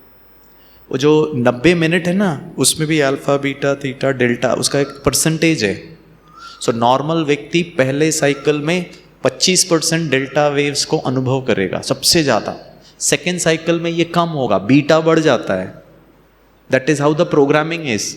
3rd साइकिल में डेल्टा और कम हो जाता है। 4th साइकिल से तो डेल्टा रहता ही नहीं है, सिर्फ बीटा ही रहता है, और उसी समय पर सपने आने की गुंजाइश सबसे ज़्यादा है। तो अगर आप सो रहे हो रात के 12 बजे और पहले साइकिल में ही आपको सपने आ रहे हैं, मतलब आपका जो स्लीप हाइजीन है ना, वो बहुत ही गड़बड़ है। पहले साइकिल में ही आपका डेल्टा वेव 0 है, आप डीप स्लीप में मर गए वाली स्थिति में आए नहीं हो, जबकि सबसे ज़्यादा मरने वाली स्थिति 1st साइकिल में होगा, और धीरे धीरे वो कम होता है। 2nd साइकिल में और कम होगा, 3rd में और कम होगा, 4th में तो 0 हो जाता है। That is how sleep cycle is all about. और टेस्ट किया गया पेशेंट्स पर, तब पता लगाया पहले साइकिल में इतना होता है, 2nd में इतना, 3rd में। अच्छा, सपने कब आते हैं? जब आप बहुत डीप स्लीप में नहीं हो, ठीक है, उस वक्त सपने आते हैं। तो सपने में क्या हो रहा है, मान लीजिए जैसे मैं कह रहा था, कुत्ता मुझे काटने आ रहा है, आप लेटे हो लेकिन सपने में दौड़ रहे हो, सपने में जान बचा रहे हो, सपने में पसीना छूट रहा है, सपने में दिल की धड़कन बढ़ रही, सपने में सांस चढ़ रहा है। और ये पाया गया कि व्यक्ति लेटा है लेकिन उसका बॉडी वैसे ही दौड़ने जैसा काम कर रहा है। इसका मतलब आप सोए थे आराम करने के लिए, लेकिन कुत्ता सपने में दौड़ा रहा है, तो आपका शरीर वो सब काम कर रहा है दौड़ने जितना। आपका बीपी हाई, आपका heart beats high, but actually लेटे हो, you are not literally running, दौड़ नहीं रहे हो, आप तो बेड में लेटे हो, लेकिन आपका शरीर वो सब एनर्जी खर्चा कर रहा है दौड़ने जितना। तो नींद क्यों कर रहे थे? आराम के लिए। और यहां हमारा एनर्जी खर्चा हो रहा है। इसीलिए 10 घंटे के बाद सो के उठने के बाद, मम्मी मेरे को बहुत थकान हो रही है। अरे भैया, तुम 10 घंटे सोए तब थकान क्या? उल्टा, you should be more refreshed. लंबा सोकर मनुष्य थका महसूस करता है rather than that 6 hours. I don't know आपने कितना अनुभव किया है। मुझे याद आता है जब हम ज्ञान में नहीं थे ना, बैचलर्स के साथ रहते थे मुंबई में, संडे ही होता था, उठते थे आराम से 12 बजे। 12 बजे के बाद वो सारा दिन इतना आलस्य, कपड़े भी नहीं धुलते। उस दिन तो हम शेव भी नहीं करते थे, छोड़ जाने थे। आपने आराम किया ज़्यादा घंटे, आप और फ्रेश होने चाहिए। संडे के दिन आप पूरी घर की सफाई जल्दी कर देनी चाहिए, क्योंकि आप मोर रिफ्रेश हो, लेकिन होता नहीं था। आपने अनुभव किया है? हाँ या ना? हाँ हाँ, मेरे जैसे थे ये भैया। So 6 hours। इसके लिए हम कहते हैं, बाबा का ज्ञान है ना हर प्रकार से परफेक्ट। बाबा कहता है अनवाइंड करो। आप 10 बजे सो रहे हो, लेट अस अज्यूम 9 बजे से सोने का प्रिपरेशन करो, मन को शांत करना शुरू करो। 9 बजे से मोबाइल बंद, अभी मुझे कोई फ़ोन नहीं देखना है, मुझे कुछ टीवी नहीं देखनी। अब हमने देखा टीवी 10 बजे से 12 बजे तक, उसमें लड़ाई झगड़ा, सस्पेंस, भूत प्रेत पिशाच सब, और फिर 1 बजे मूवी ख़त्म, वो भी स्विच ऑफ, लाइट भी स्विच ऑफ, ये स्विच ऑन। आपको क्या लगता है ये भी ऐसे ही स्विच ऑफ हो जाएगा? वो जितना देखा है ना, अब उसको टाइम लग रहा है, ये सबको भूल करके ये कर दे। अब आप लेट बंद किया बत्ती 1 बजे, एक्चुअली आप सो रहे हो 2-2:30 बजे। तो हम कहते हैं 10 बजे अगर सोना है तो बॉडी को, मन को प्रिपेयर करो, सोने के लिए वातावरण बनाओ। पता है ब्रेन का एक एबिलिटी होता है, neuro associative nature of the brain. आप बेड में लेटे और सीधे मोबाइल, ठीक है, और मैंने फिर उसमें कुछ देखा, ये देखा, वो देखा, 1 दिन 2 दिन 10 दिन, कुछ दिनों के बाद ब्रेन को एसोसिएशन हो जाता है, bed 10 o'clock is entertaining time. आपको और जागृत बनाया, आप लेटे हो सोने के लिए, लेकिन ब्रेन को फीड मिला है, क्योंकि मैंने 1 महीने से यही किया है, लेटते समय मैं टीवी देख या फिर मोबाइल देखता हूँ। उसके पहले आप अव्यक्त वाणी पढ़ो, बाबा को याद करो, 10 मिनट अपना पोता मेल लिखो। What you are doing is you are unwinding. Light dim करो, छोटा सा लाइट रखो, लाल लाइट कर दो, जितना ब्राइट लाइट उतना नींद कम। सो हम कहते हैं प्रिपेयर फॉर स्लीपिंग। बाबा ने नींद कैसे करनी है, सुबह कैसा उठना है, सबका ज्ञान दिया हुआ है, उसको फॉलो करेंगे तो फिर प्रॉब्लम नहीं आएगा। ठीक है, चलिए एक प्रश्न, इनको समय है तो समय है, आप सभी को और प्रश्न लेना है? किस किस के पास है टाइम? किस किस को, अच्छा किस किस को लेट हो रहा है? ठीक है, 1 लाख जिनका रह गया ठीक। वो हम नेक्स्ट भोजन भी तो करना है। हाँ जी, हाँ, उसमें भी तो टाइम जाएगा। भाई जी को शाम में फिर से क्लास भी है, तो एक लास्ट क्वेश्चन लेते हैं। हे भगवान, इजी क्वेश्चन होना चाहिए। मेरी कितनी परीक्षा चल रही है अभी तक ये तो ऐसे ही चल रहा है, प्रश्न पे प्रश्न। पता है ये क्यों ऐसा हो रहा है? क्योंकि टीचर रहा हूं ना, बहुत बद्दुआएं कमाई। अब क्वेश्चन पेपर दे दे बोला बच्चे हिसाब किताब सेटल कर, अब तुम जवाब दो। ठीक, मजाक कर रहा हुआ। पूछिए दीदी। ये प्रश्न है कि अपनों को खोने का डर, उससे मुक्त होना इतना सहज नहीं है। क्या चीज? अपनों को खोने का भय जो होता है, अच्छा। तो उससे फ्री होना इतना इजी नहीं है। तो अपने भय को प्यार में हम कैसे कन्वर्ट करें? नहीं, खोने का जो दर्द है उससे मुक्त होना आसान नहीं है। ये कोई जनरलाइज स्टेटमेंट नहीं है, सबको नहीं होता है। ब्रह्मा बाबा को नहीं हुआ, प्रकाशमणि दादी को बाबा ने पूरा अपनी शक्ति दादी को दिया, और बाबा शरीर छोड़े और दादी रोई नहीं। दादी ने हिम्मत करके सबको फोन किया, बाबा गए। कोई विश्वास ही नहीं कर रहा था, बाबा तो जा ही नहीं सकते। तो मृत्यु किसी का भी, हमारे घर में, परिवार में किसी के भी नज़दीक जिनसे हमको बहुत स्नेह है और वो हमारे लिए बहुत इम्पोर्टेंट है, लौकिक अलौकिक में, उनका शरीर छोड़ना, वो घटना को आपने यहाँ कैसे पकड़ के रखा उस पर निर्भर करेगा, छोड़ना डिफिकल्ट है या छोड़ना आसान। तो ज्ञान तो ये कहता है कि शरीर विनाशी है, आत्मा अजर अमर विनाशी। तो मैंने उस आत्मा के साथ उनके कर्तव्य, उनका प्रेजेंस, उनका साथ, उनकी बातें, वो भी मैंने बहुत इम्पॉर्टेंट पकड़ के रखी है, जो आपको अलाउड नहीं है। बाबा ने तो कभी श्रीमत में नहीं कहा, तो मैं उल्लंघन कर रहा हूँ नंबर 1 अंदर ही अंदर, चाहे वो लौकिक हो चाहे अलौकिक हो। तो सबसे पहले गलती वो है। गलती जितना हम करेंगे उतना किसी इवेंट का कॉन्सिक्वेंसेस को लेकर उससे मुक्त होने में हमको उतना भारीपन लगेगा, उससे फ्री होने में डिफिकल्ट लगेगा। जनरली हम ये कहते हैं, बाबा के बच्चों को ये बहुत क्लियरली अंदर ये पुरुषार्थ करना है कि मृत्यु सत्य है। और क्या है सत्य? कि शरीर आपका भी छूटेगा, मेरा भी छूटेगा, सबका छूटेगा। यस। तो शरीर छोड़ना, किसी का भी शरीर छोड़ना का जो रिजल्टेंट फीलिंग है वो क्या हो सकता है? आप अनुभव करो, अभी से ही प्रैक्टिस करो।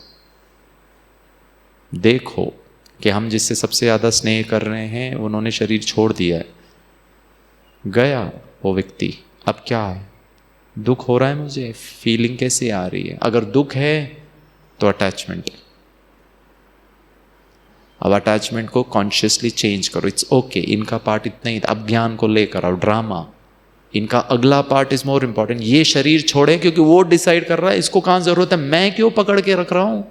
आप इंपॉर्टेंट नहीं हो, वो आत्मा ने आपको देखकर समर्पण नहीं किया, या वो आत्मा जो भी उसका रोल है वो आत्मा डिसाइड करे, ड्रामा डिसाइड करे, बाबा डिसाइड करे, आप क्यों बीच में इंटरफियर कर रहे हो। Interference is not allowed. आपको देखना है ड्रामा को साक्षी भाव से, सब स्वीकार करना है, ये पुरुषा, ये योगी जीवन का आधार है। इतना जल्दी क्यों चले गए, तो रोक लो। अब इतना ही अगर आप परेशान हैं तो भाई रोक लो। आपके रोने से, परेशान होने से रुक जावे तो रुक जाए, बहुत अच्छी बात है। खुद अभ्यास करो। बताएं क्या अभ्यास करो। रात को बाबा को गुड नाइट बोलते समय, कल सुबह मैं गया, मान लो। कल टुमारो मॉर्निंग नो अमृत वेला। अब क्या आपकी मनोस्थिति होगी, क्या करोगे आप। खर्राटे मार के सो सकते हो, या फिर चिंता कि ये कर लूं वो कर लूं, क्या सोचोगे, क्या करोगे। ऐसे ऐसे अभ्यास करिए, प्रिपेयर करिए। विनाश के समय ना ये सब अभ्यास ही आपको नष्टो मोहा, शिव बाबा ब्रह्मा बाबा में नष्टो मोह, कूट कूट कर, यज्ञ मेरा नहीं, यशोदा माता मेरी नहीं, ये मेरे नहीं, कोई मेरा नहीं, एक शिव बाबा। और ये सब जो टेस्ट पेपर है ना, ये हमको बताते हैं कहने के लिए तो गिरीश भाई बहुत अच्छा ज्ञानी तू आत्मा भाषण करने वाला, लेकिन रियल में हिल रहा है अंदर, क्योंकि माँ मरने के उस पे अब खींच रहा है। तो कहीं ना कहीं सूक्ष्म में है अटैचमेंट अभी भी। आप स्नेह करो, सहयोग करो उस आत्मा के लिए, जितना भी लॉन्ग ड्यूरेशन लाइफ के लिए सब प्रयास करो, दुखी नहीं होना। और गिरीश भाई पता कैसे अभ्यास करता है, प्लीज़ हंसना नहीं।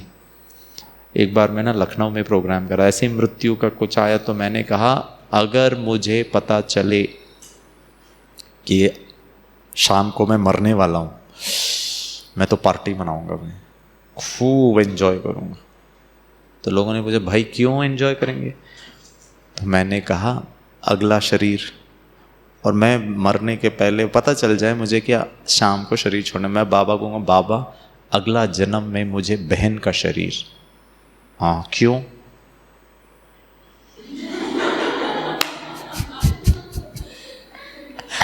अब can you make it so funny, death is funny, कुछ नहीं कर सकते, या तो रो या मजे करो, चॉइस आपका है। आपने मृत्यु को कैसे पकड़ा है अपना दूसरों का, वो डिपेंड करेगा आपकी भावनाएं कैसी होंगी। उस भावनाओं पे डिपेंड करेगा कि आपका कर्म, आपका बिहेवियर, आपके बोल कैसे होंगे, या तो रो या मस्त रहो। शरीर तो छूटना है, आज नहीं तो कल, लेकिन अगला जन्म बहन का।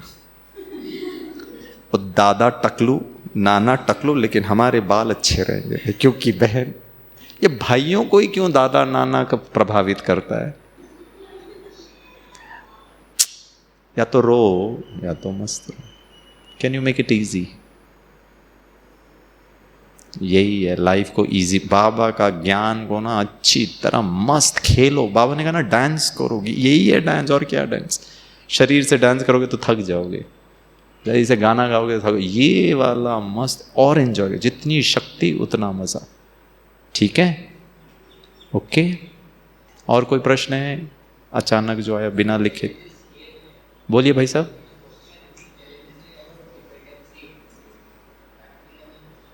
या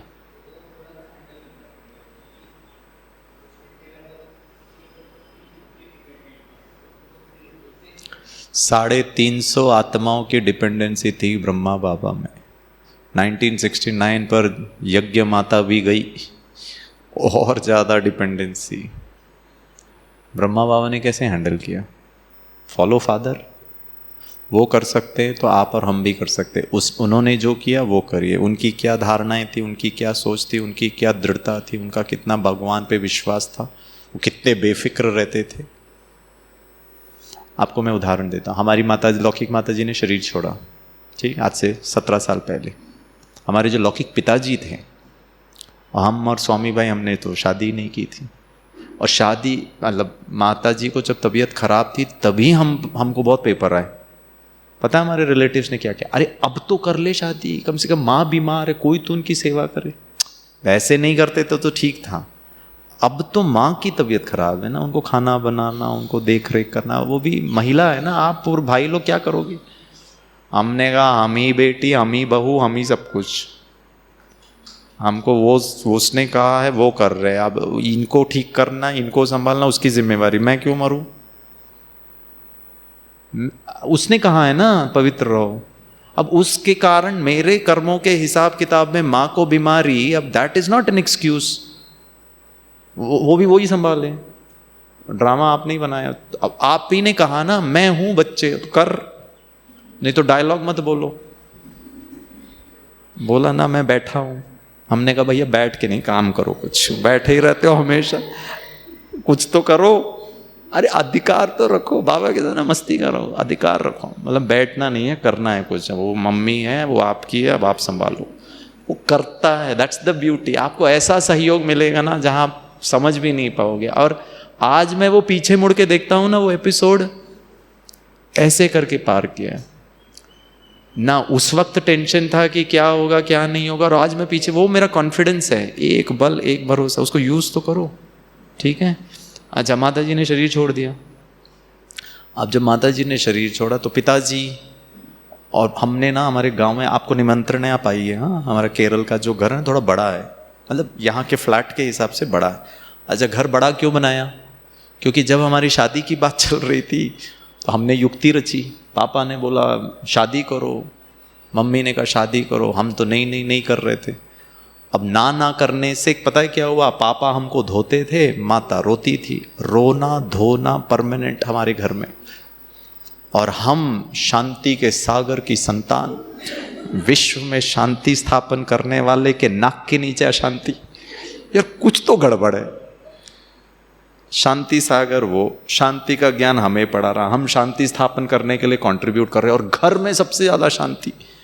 कुछ तो गलत है, या तो वो गलत, या उसका ज्ञान ठीक नहीं, या फिर जो मैं कर रहा हूं वो ठीक नहीं, क्योंकि रिजल्ट शांति है, कुछ तो प्रॉब्लम है। और फिर अच्छी तरह उसको बहुत ध्यान से सोचा समझा तो वो तो भाई वंडरफुल है, उसका ज्ञान सुपर वंडरफुल है। प्रॉब्लम मेरे साथ ही है, हमने उसको एप्लीकेशन ही गड़बड़ किया, क्योंकि जैसे ही ज्ञान मिला उसके दूसरे समय ही जाकर हमने कहा शादी नहीं करूंगा। बोलने की जरूरत थी क्या। हमारे घर के ना बाजू में एक मंदिर है, देवी का मंदिर है, वहाँ मैं बहुत पूजा पाठ करता था, और मैं जाना बंद कर दिया। मम्मी ने कहा क्यों नहीं जाता तुम सुबह उठ के। वो जो वहाँ बैठी है ना, अब बता सामने वाले को क्रोध आएगा कि नहीं आएगा। टकलू अपने को देख और वो देवी को देख, जमीन आसमान का अंतर, और कॉन्फिडेंस तो देखो मैं ही हूं। अब उनको ज्ञान का ABCD पता नहीं, आपने उनको ये सब ऊपर से सुना दिया। अब व्यक्ति कितना कंफ्यूज हो जाएगा। उनको पता है क्या लगा, उनको लगा ब्रह्मा कुमारी बहनों ने हमारे दोनों बच्चों को ब्रेन वॉश कर दिया, क्योंकि बात ही उल्टा कर रहे हैं। ये नहीं बताया कि मैं आत्मा शांत स्वरूप और शांति कर्म में, वो मैं बैठा हूं। अब उनको लगा पाल पोस कर हम बड़ा करें, खर्चा इनको इंजीनियर डॉक्टर बनाने में हम करें, और जब कमाने की बारी आई तो ये ओम शांति, ये तो बड़ा अन्याय है, और वो रिएक्ट करने लगे। तो फिर हम लोग ने युक्ति रची शांति के लिए। हमने कहा शादी करेंगे। मम्मी ने कहा करो। हमने कहा एक नहीं 10 शादी कर लेंगे, एक आपका पाँव दबाएगी, एक खाना बनाएगी, एक आपका सर दबाएगी, एक मुंबई में, एक केरल में। मम्मी ने बोला नहीं 10 नहीं 1। मैंने कहा ठीक है भाई 1 करेंगे। अब हमने युक्ति क्या रची, मम्मी खुश कि भाई शादी करने के लिए हाँ कर रहा है। मैंने कहा देखो पुराना हमारा घर था, पुराने ज़माने का, ऐसे घर में कोई अच्छी लड़की के मम्मी पापा आएंगे कि घर अच्छा होना चाहिए ना, घर देख के भी तो अच्छा रिश्ता आएगा। तो उन्होंने कहा हाँ बच्चा नॉर्मल हो रहा है। अभी तक तो अब नॉर्मल था। हमने कहा घर अच्छा बढ़िया होगा तो अच्छे रिश्ते आएंगे, सुंदर लड़की आई, उनको सुंदर बहू चाहिए था। हमने कहा ठीक है। अब हमने घर मतलब हाइट अगर 12 फीट की है तो हमने 15 फीट का हाइट, 15 फीट में खर्चा ज़्यादा, समय ज़्यादा, उतना ज़्यादा हम खींच सकते और बड़ा घर बनाया। अब इतना बड़ा घर, माता जी ने शरीर छोड़ा, पिताजी अकेले, इसको झाड़ू पोछा कौन लगाएगा? तो हमने पिताजी को कहा, पिताजी आप छोड़ो केरल, हमारे साथ रहो मुंबई में, ठीक है? पापा ने कहा नहीं। और तब तक पापा को ज्ञान, वो कैंसर के दौरान माउंट आबू जाना आना, दादियों से मिलना थोड़ा हो गए थे। तो हमने कहा अच्छा ठीक है, आप नहीं आ सकते। बोला नहीं, मैं तो छोटे से फ्लैट में नहीं रहूँगा, यहाँ खुलापन ही नहीं है, हम किसी को मिलते भी नहीं है, गाँव में तो सबसे मिलते हैं ना। तो हमने कहा अच्छा एक काम करते हैं, हम दोनों भाइयों में से एक भाई आपके साथ आके रहेगा, हमको कौन सा वहाँ मुंबई में ही रहना है, हम वहाँ आके सेवा करेंगे, वहीं कहीं लेक्चर ले लेंगे, दाल रोटी वहाँ भी हो जाएगा। पापा ने कहा बिल्कुल नहीं। हमने कहा हेलो भैया, आप नहीं आके रहना चाहते, हमको आने नहीं देना चाहते, कैसे रहोगे? बोला मैं अकेले रहूँगा। हमने कहा क्यों? तो पापा ने कहा हमारे घर में पहले 2 कुमार रहते थे। हमने कहा हाँ। बोला अब 3 कुमार हो गए। हमने कहा ये तीसरा कौन है भाई? 75 साल की उम्र में कुमार। हमने कहा लास्ट सो फास्ट और फास्ट सो फर्स्ट। बोला मैं भगवान के साथ रहूँगा। हमने कहा ठीक है, कभी भी ज़रूरत पड़े तो फ़ोन कर देना, ठीक है? उमंग उत्साह में तो व्यक्ति कुछ भी कर। आप विश्वास नहीं करेंगे, 10 साल वो अकेले बाबा के साथ रहे। इतना बड़ा घर, खाना बनाना, धारणा करना। और पता है उन्होंने ऐसा कैसे किया? हमने भैया इसको कहा मैं बैठा हूँ, हाँ जो बैठे बैठे नहीं रहना, इसको संभालो, मैं आपका काम करूँगा, आप उसका करो। मेरे माताजी की मृत्यु के बाद मेरे पिताजी की डिपेंडेंसी गिरीश भाई के पास, ये सोचना ये भी हद है। मैं किसका हूँ? हमारा परिवार किसका है? घर किसका है? जिम्मेवारी किसकी है? मेरा काम खुश रहना, शांत रहना, इजी रहना, मस्त रहना, योग लगाना और सहयोग देना, खुशी से करके तो देखो। एंड ये सब जो एक्सपीरियंस है ना, ये एक दिन का एक्सपीरियंस नहीं है, ये 10 साल। माता जी के कैंसर, फिर उन्होंने शरीर छोड़ा, फिर ये, और उसमें पेपर भी आते हैं, ऐसा नहीं है, उनको भी आए होंगे। लेकिन आपका जीवन में विघ्न, क्योंकि आपने उसको जिम्मेवारी दी, वह करके तो देखो। नौकरी का हो, किसी की मृत्यु का हो, भविष्य आपके ऊपर कोई लोग डिपेंडेंट हैं, सब भगवान करेगा, सब भगवान कराता है। गिरीश भाई, स्वामी भाई ने हमारे यहाँ जो जहाँ हम रहते हैं ना, वहाँ हमारे लौकिक घर से 5 किलोमीटर दूर बहन है ना, छोटे से रेंटेड अकोमोडेशन में रहती थी। तो संकल्प किया कि एक सेंटर बनावे। संकल्प बस क्रिएट करिए, दिल साफ रखिए, हिम्मत रखिए, 100% होना ही है। दैट इज हाउ संगम युग का समय का वरदान है। और पता है वो अभी हमारा सेंटर 2 फ्लोर हो चुका है। वो 2 फ्लोर जो भी बना है उसमें पूरे विश्व के बाबा के बच्चों का सहयोग है, हमारे पास तो है नहीं। और उस सेंटर का सुख का भाग्य वो निमित्त टीचर मैन की, उसको पता है इसने बहुत पुरुषार्थ किया है, ये सच्चे दिल की है, इसको बड़ा घर मिलना ही है, आपने संकल्प किया, वो सब बहुत ब्यूटीफुल ये कनेक्शन है। कौन सी आत्मा ने कौन सा धन दिया, क्या दिया, वो सब सफल हुआ। हर चीज बाबा करता है, आपको बस संकल्प खुद के लिए, दूसरों के लिए, सबके लिए करिए तो सही। एक बल एक भरोसा, और ये सब अनुभूतियां ना आपको और कॉन्फिडेंस देता है। ठन ठन गोपाल हैं और 50 लाख का सेंटर बनवाने का जिम्मेवारी। अब बताओ, संकल्प आप हो ही संसार के रिचेस्ट इन द वर्ल्ड, हाथ में नहीं है, इधर है। कहाँ से दिलवाना, कैसे दिलवाना, उसका भाग्य करवाना, वो सब आपके संकल्प पे। आप भाग्य कमाना चाहो कर सकते हो, संकल्प तो करो ना, मेरे को करना है बाबा के लिए, वो करवाएगा। कहाँ से, कैसे, कब, वो उसकी जिम्मेदारी, वो बैठा ही है। बैठ के करता क्या है? वो सब कनेक्शन ही जोड़ रहा है, आपका भाग्य बना रहा है। ठीक है, ओके। ओम शांति शांति शांति। ठीक है, चलो, थैंक यू।